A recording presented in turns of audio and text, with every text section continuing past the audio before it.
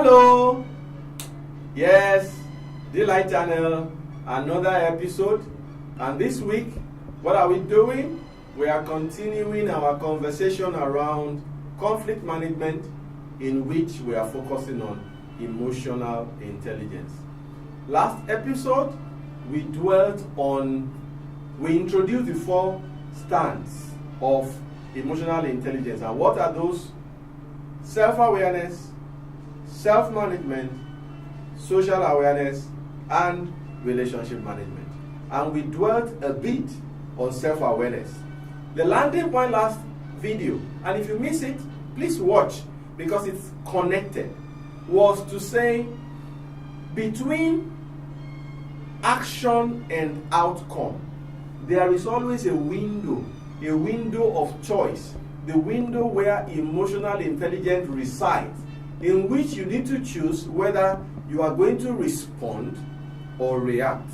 And I said response is when you are in charge, reaction is when the force is the one that is influencing the outcome.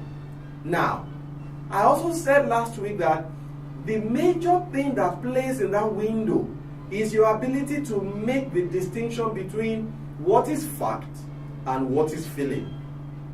Yes, the two are always mixed up, and your ability to have that clear-mindedness to identify fact from feeling is a major variable that helps you to determine whether you are going to respond in that scenario or you are going to react.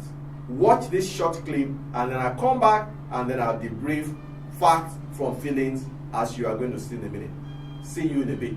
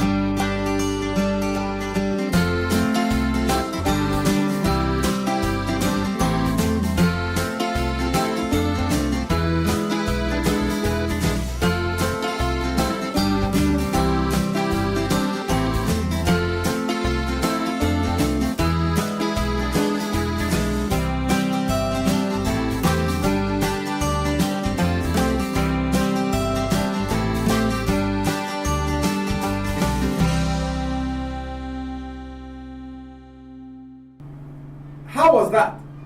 Okay, so let's quickly debrief fact from feelings. Who are the characters there? T-Mac, Tayo, and Toye. Alright? What are the facts? T-Mac was going to have a birthday party. Fact. T-Mac has 2 friends. Fact. In planning for that birthday, he planned actively with Toye. Fact. T-Mac did not tell Tayo about the birthday party. Fact. Tayo did not come to the birthday party. Fact. Now, feelings. That T-Mac did not tell Tayo because he did not want him to come. Feeling. And because of that feeling, Tayo did not show up at the birthday party. Meaning, he missed the fun, he missed the friendship. As it eventually played out, T-Mac was actually expecting him. As it actually played out, it was not deliberate. What Tayo was thinking was not what it was. But because of that, if that thing is not managed properly, what do you think would have happened? That friendship would completely break down there. What are the possible reactions? T-Mac to get very angry. What's wrong with him? If I didn't even tell him, why didn't he come to see me? And then, what would Tayo say? That confirms it. He really didn't want me there. That's why he didn't tell me. Meanwhile, it's just a big oversight that would have happened to anybody. Now, if they were both emotionally intelligent, what are the other options? Remember, there are two legs you could take at that decision point. You could react or you could respond. Tayo chose to react. But T-Mac has the choice of reacting or responding. If T-Mac was going to respond, what would he have done? Called Tayo.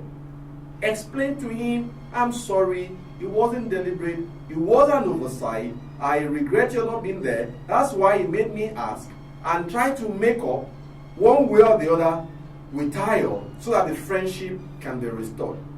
What could Tayo have even done earlier when he saw that he wasn't informed?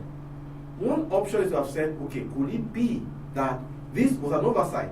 And confront T-Mac to say, hey, am I hearing about your birthday party from Toye and not from you? That response would have helped him to know whether it was deliberate or an oversight. Now, this is a very simple illustration of what happens in our everyday life. Remember what I said last week's episode? We don't do things because of reasons. We do them because of feelings. And then reasons will now follow. So, in the realm of emotional intelligence, one of the things that will help you to stay in control of your emotion is that you are always on the lookout for facts versus feeling, and once you can separate the two, you then need to take control by taking steps that helps you to achieve your desired outcome. That's a mouthful. I guess you need to take time to digest that.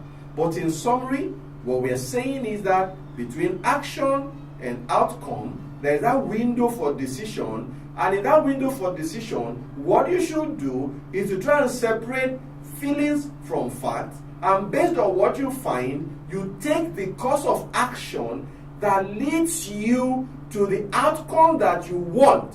Why? Because as human beings, the things that comes natural to us is the aggression, the reaction. Response does not come natural.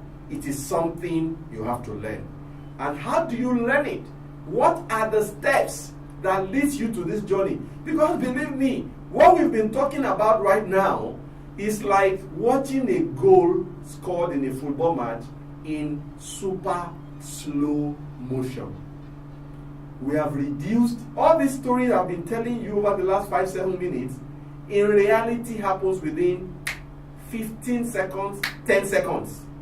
What we are trying to do is to freeze each frame so you can see how it works.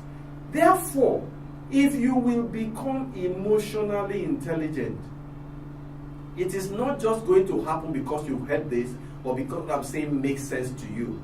It will happen because you now have to learn and then commit yourself to the course of action that will lead you to acquiring that competency and capacity, so that when it gets to real life, your mind can process it and you can begin to act appropriately.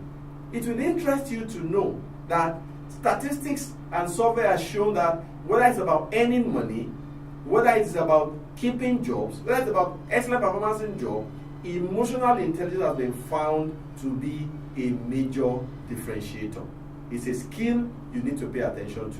And next week when I come back, I'm now going to take you through how can you develop that ability. There is a 7-step process that I'm going to introduce to you, that when you start one by one, initially it will be back end, it will be in retrospect after the event. But as you begin to practice and practice, you are able to then flip it and turn it into front end, where as the event is happening live, you are able to act on it in line with this principle. I'm excited to share these principles with you. I hope you are as excited to acquire them, digest them, and use them, because I guarantee you it will make a world of difference, not just at work, but everywhere you are going to find yourself.